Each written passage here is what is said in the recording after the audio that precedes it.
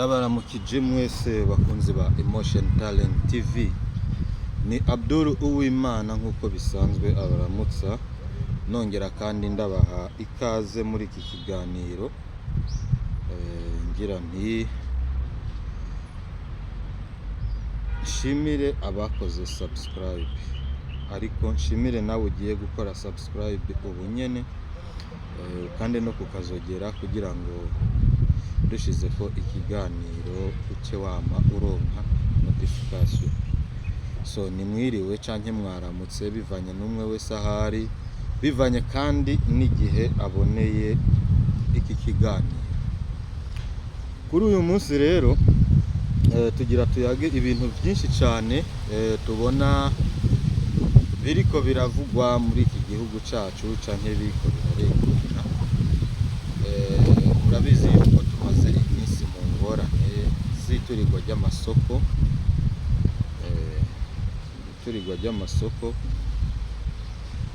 ejo mu kiganiro ejo nyene icubahiro umukuru w'igihugu cacu c'u Burundi Evariste Ndayishimiye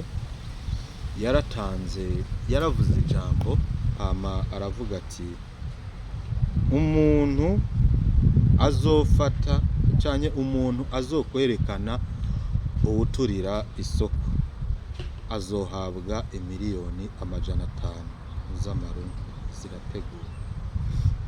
Atariko ntimuze mubeshere abantu kubera yuko tuzobanza kubiraba. Ico rero akaba ari ikintu ciza cane. Nizere yuko ubunye abantu bagiye gucunga n'abakaraba uwo bazofata, arumva Imana izoba imukuye ko amaboko kabisa, sinotubesha, kuko abarundi bamaze guhombera muri aya masoko ni benshi cyane kandi bababaye.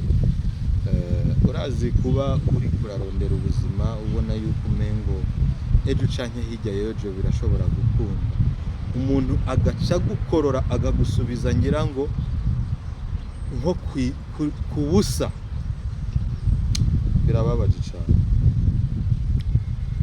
So ku by'ukuri turetse n'ibyo byo guturira amasoko, bo reka tuyage ibi bintu. Twarumvise abaturira amasoko n'intumbero yabo,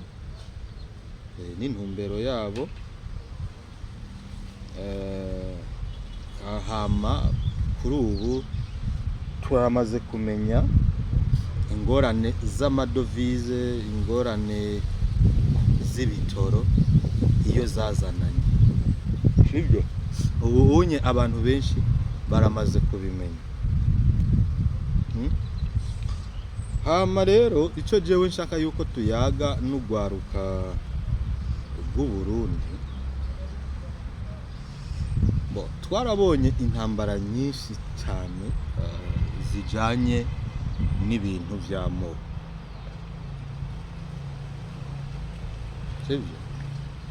Mu minsi iheze Red Tabara batangura borganiza ikiroberi ca Red Tabara, naho carimwo n'abahutu, ariko mwibanga, ariko ritari banga rya cane, byaravugwa ko ari kiroberi c'abatutsi.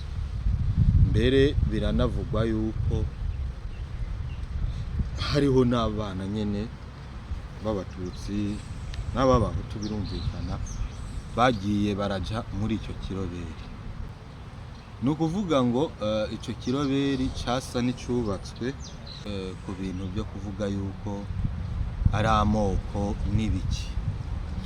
Ariko tuvugane kandi tuvugisha ukuri, rwaruka rw'u Burundi uyu mwanya mubiravye murabona kwere yuko ikibazo kiri mu Burundi ari icamoko, ari icamoko uyu munsi. Perezida Kagame atangura kugwana, atanguza ikiroberi nabo bagitanguje. Ikiroberi cabo cari ikiroberi twavuga yuko gifatiye ahanininya canke gishira imbere amoko, cane cane ubwoko bw'abatutsi. Hanyuma uyu munsi tugiye kuraba kandi tugakora mu bintu by'ukuri, tukavuga ngo tuvugishe ukuri. Ugiye kuraba kw'isi yose nta muhutu yikoreye amaraso menshi y'abatutsi ahubwo nk'umututsi yitwa Kagame. Nta muhutu n'umwe yoba ibiganza by'iwiwe birimwo amaraso menshi y'abatutsi nk'umututsi yitwa Kagame. Ntibishoboka. Nta muhutu n'umwe arakora ubwicanyi abukorera abatutsi nk'ubwo Kagame amaze gukora. So Red Tabara igitangura, bimwe mu bintu vya mbere yihutiye gukora canke mu mamisiyo ya mbere batanguye kuyiha nukuja kwica abanyamurenge mu Minembwe no kubarira inka. Ikiroberi mwibanga ritari ibanga rya cane byitwa ko ari ikiroberi c'abatutsi.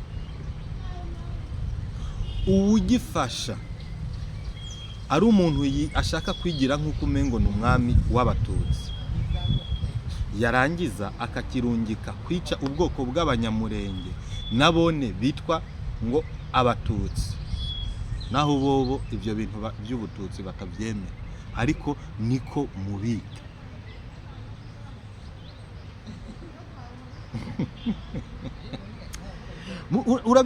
Murabyumva ibi bintu. None uyu munsi haraje mu Burundi abaturira amasoko. Reka dufate yuko aba bantu ivyo biroberi vyoba ari ivy'ubwoko. None ndababaze waruka rw'Uburundi, ndababaze nanje ntibaze nanje ndimo. Burya umuntu aturira isoko abari kagwanira abatutsi. Kota mu Burundi atasoko ry'abatutsi bonyene rihaba, atasoko ry'abahutu rihaba. Nukuvuga ngo uturiye isoko ukomesheje abarundi, ntukomesheje abahutu canke abatutsi, ukomesheje abarundi bose. Sinzi yuko ibi bintu abantu babitahuye. Nimba twaraye twumvise abo twavuga yuko bariko barigamba bavuga yuko ingorane dufise mu Burundi z'ibitoro, ingorane dufise z'amadovize zavuye kuvyo bobo bakoze. None ndakubaza, abantu bagwanye CNDD-FDD mwibaza ko CNDD-FDD ari ikeneye amadovize yonyene? Aba CNDD-FDD nibo bakenera ibitoro.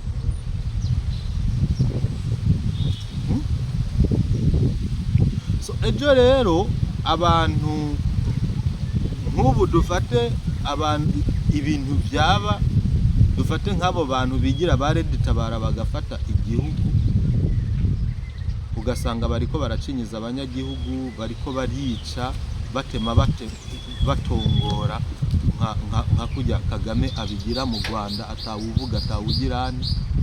Abantu bakavuga ngo ubutegetsi ngo burahindutse, ngo abanyagihugu ngo bugizene. Ibintu biba byatanguye kare.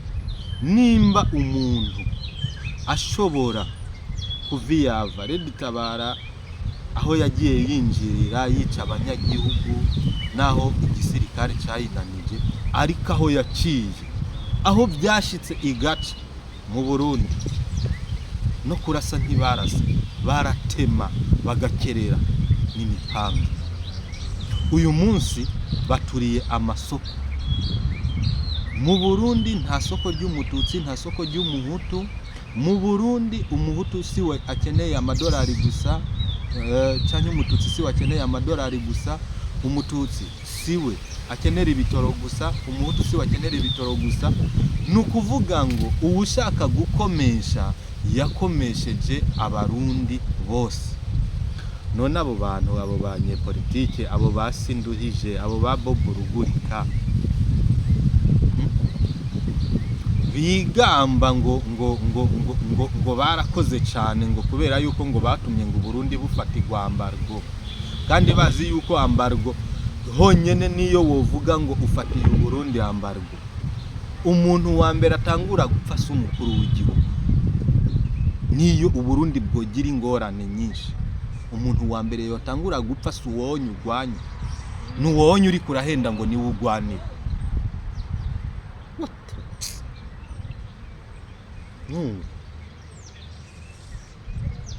Abarundi barayamaze ngo ubana na sunebagu ugasuneba nkawe. Red Tabara kubera gukorana no kugendana na Kagame, uyu munsi nta ngorane bafise mu mutwe zo kuba bo kwica umututsi, nta ngorane bafise zo kuba bo kwica umuhutu. Igikuru nta ngorane bafise zo guturira amasoko bicisha abantu inzara, bafate basabe yuko Burundi bufatigwa ibihano, bagerageze yuko Uburundi butoronka igitoro, bagerageze yuko Uburundi butoronka amadolari. Ivyo byose ku mpamvu yo kugira ngo gusa inyungu zabo abarizo zija imbere. None gwaruka tubanze twumvikana n'uwundi murundi wari we wese naho uwo gutakira u Rwanda. Uburundi buracafise ikibazo cy'amoko ku vy'ukuri. Ubu ntimubona, ubu rero ntibiboneka yuko aba bantu ari ku mpamvu y'inda zabananiye gusa, hanyuma bakarondera ikintu cadutwaye uruhu n'uruhande kubera yuko tukimaze ku igihe kinininya, ikintu c'amoko, hama akaba ari cyo bagira urwitwazo, ariko bakorera inda zabo. Kagame ntatinya kwica umututsi, ntatinya kwica umuhutu. Mwarakoranye mutarakoranye ntatinya kuguhekenya. Nabo niko bameze. None so icyo mbona rero, mbona atantambara z'abahutu n'abatutsi zihari. Nta ntambara ibyo bintu bavuga ngo byo kugwanya ngo bashaka ngo guhirika ngo ubutegetsi bwa CNDD-FDD.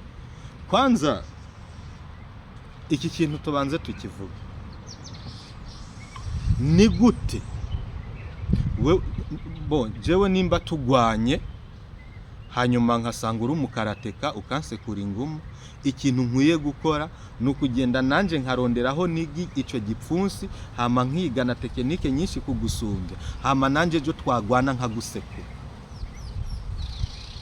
Ariko umuntu muragwanye agusumbije karate, agutabiye ingumu hasi, warangiza ukumva yuko ikintu cyonyene wokora, tekinike ya nyuma wosigarana ari kugenda kumukubitira abana.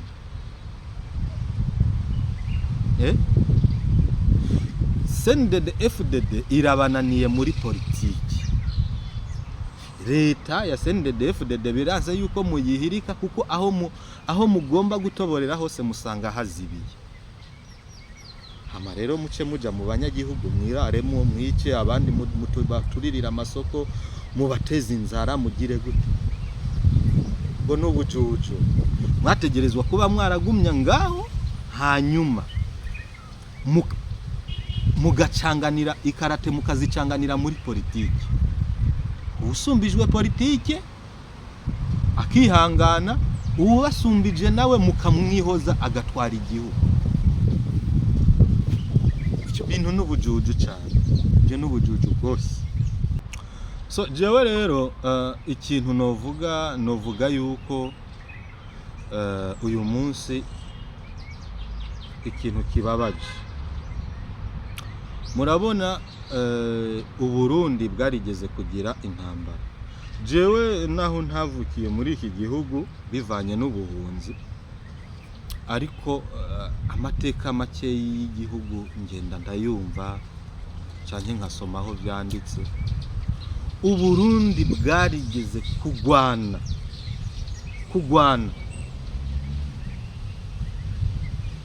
Uburundi bwarigeze kugwana n'abagomba kubukoloniza. Abarundi bagwana imyaka 7 bagwanisha amacumu n'imiheto, bagwana n'umuntu afise inkoho. Imyaka 7 bapfacanye bagira gute, ariko bakaguma ku rugamba ku mpamvu zo gukingira imbibe z'igihugu cacu, sivyo? Ariko kubera yuko ibihugu bya Afrika vyononywe, nk'ubu jewe tuvugishije ukuri, uramutse umbajije akahise ka Yesu na Muhammad, nshobora kukakubwira gushika ku myaka 9,000 imbere yuko abo bantu babaho. Ariko nsubiza inyuma, jewe ndakubwire ngo akahise kanje imyaka n'imiburibura 300 ntakonzi, sibyo? Akahise kanje ntakonzi n'imiburibure imyaka 300. Kandi mwibuke ngo ubutazi yo yavuye ntamenya niyaje. Izi zose ni ngorane. Muri iyo myaka intambara zose abarundi bagwanye mu kahise kabo, ntabwo bagwana abarundi umurundi ku murundi, ahubwo barafatanya bakagwanya ico cyose gihangayikishije imbibe z'igihugu cyabo. Ariko uyu munsi umurundi ngo akunda ngo igihugu ngo afise ibyo akeneye mu gihugu cyo Burundi, wangu akagenda agaturira amasoko agahombya abanyagihugu. Uyu munsi urudandazwa, ubutunzi bw'uyu munsi n'ubwa kera aho bitandukaniye. Uyu munsi ahanini nya n'udufaranga, kera zari. Nukuvuga ngo kugenda guturira isoko ni nko gutuma abantu bakaja mu masho y'inka bakazitema ibitsi, bakazica amacebe kugira ngo abana bacu ntibagirene, ntibakamigwa amafyufyu. Uko niko kuri. So jewe rero mfatiye ku bintu mbonye muri iyi minsi, bana ba mama, ntagira umuntu azosubira kutubeshesha ibintu bita ubwoko. Ubu woturira isoko ngo nguhimye imbonerakure. Imbonerakure nizo zonyene zidandariza mu isoko, mu masoko. Ubu wotuma Uburundi bubura ibitoro ukavuga ngo uhimye CNDD-FDD, niyo yonyene iba mu Burundi. So ibyo byose rero nicerekana yuko aba bantu bigira ngo ni za Red Tabara n'abandi bose bafatanije bagwanya igihugu cyo Burundi, canke bagwanya iyo leta ya CNDD-FDD bavuga yuko bagwanya. Nibayigwanya ariko ntibakunda abanyagihugu. Sino babuza kuyigwanya kuko sinanje nabatumye. Ariko ubu turabimenye yuko muri Mihimbiri ari mwebwe byabisuma n'abambuzi gwa Gasore yavuga ntimukunda Abarundi. Urashobora guhombesha abantu baba muri Bujumbura bapanze. Umuntu yahizaga higa udufaranga gahiga agasubira kugira ngo yegeranye agatahe akagenda kudandaza, warangiza ukamuturirira ibintu, ukamusubiza inyuma gutangurira ku busa. Warangiza ngo ufise ngo ibyo uri kurarondera mu by'ibiki, uri kurarondera mu Burundi Mihimbiri gusa. So jewe nico nashaka yuko tuyaga nk'ugwaruka rw'Abarundi uyu munsi. Nizere yuko atamuhutu ashobora guhendwa ngo iyi ntambara tugiye kugwana ni y'Abahutu, canke ngo umututsi gahendwe ngo iyi ntambara ni y'Abatutsi, kuko uyu munsi ugwaruka rwose ndibaza mwomenya yuko abariko bagwanya CNDD-FDD uyu munsi ntibaduhende nabone ntibakunda Burundi nukuri kandi ibi byose babikoze babanjije kutwereka ukuntu CNDD-FDD ataco yakoze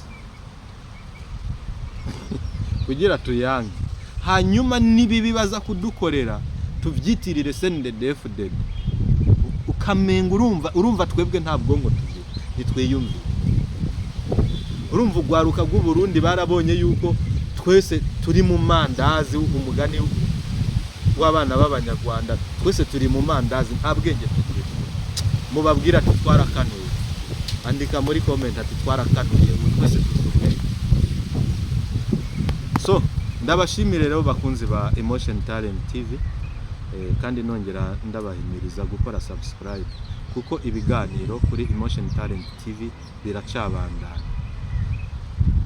biracabandanya ariko nimba uravye iki kiganiro ugerageze kugisharinga n'abandi so kubakunda rero imirongo y'urugamba mwaraye mwumvise indege yaraye ikorowe mu Minembwe amakuru mfise kuri iyo ndege jewe amakuru maze kumenya nuko iyo ndege mu by'ukuri nubwo bavuga ngo ni indege ya M23 ku by'ukuri ni indege ya Kagame bwite hanyuma abavuga yuko yoba yarimwo abazungu babiri ibi bintu ntimuze gupfa kuvyemera ngo uko babibabwiye ngo yatwagwa n'abapilote b'abazungu ntimuze kuvyemera mubanze murindire twumve amatohoza yemewe yihagaze kuko jewe hari amakuru maze kumva yuko ijya ndege yatwagwa n'abasoda b'abasirikare b'abanyarwanda b'abamajoro babiri aribo barabapilote bayo hama ico maze kwemera neza 100% yari indege yadizaniye ibigwanisho n'imiti M23 RDF twigwane yarizanye imiti n'ibigwanisho kandi ni indege yahora izana iyo miti n'ibigwanisho nyene ico nico nobabwira kuri iyo ndege amakuru mfise yanyongwa n'abasoda b'abanyarwanda babiri b'abamajoro kandi ni indege ya Kagame ku giti ciwe ntabwo ari ya AFC M23 oya ni indege ya Kagame ku giti ciwe niyo makuru jewe maze so murakoze rero Imana ibahezagire mwese abakunzi ba Emotion Talent TV ciao